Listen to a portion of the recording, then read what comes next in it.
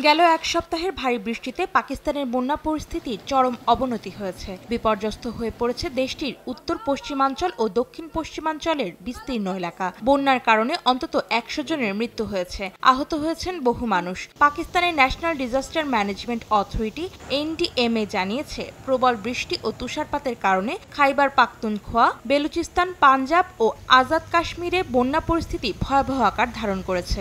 এরই মধ্যে ক্ষতিগ্রস্ত হয়েছে ৩,০০০-এরও বেশি ঘরবাড়ি। NDMA-র রিপোর্ট অনুযায়ী ভারী বৃষ্টিপাত ও বন্যায় ভূমিধসের কারণে খাইবার পাখতুনখোয়া ও বেলুচিস্তানের পার্বত্য এলাকায় বেশ কয়েকটি সড়ক ও সেতু ক্ষতিগ্রস্ত হয়েছে। উত্তর পাকিস্তানের পার্বত্য এলাকা চিত্রালের আশেপাশের গ্রামগুলোতে বন্যার পানিতে বেশ কিছু রাস্তা ডুবে গেছে। স্থানীয় কর্তৃপক্ষ ৩০ এপ্রিল পর্যন্ত চিত্রালের জরুরি অবস্থা ঘোষণা করেছে। ১, ২, ৩ ঢাকায় জমি জিতে নিন ১০০% ক্যাশব্যাক সহ ২০ কোটি টাকার পুরস্কার।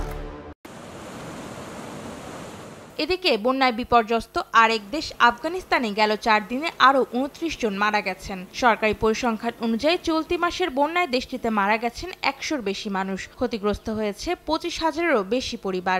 ভেসে গেছে ২,৫০০ একরেরও বেশি কৃষি জমি। গেল ২ সপ্তাহের টানা বৃষ্টিতে আফগানিস্তানের বেশ কিছু অংশে আকস্মিক বন্যা দেখা দেয়।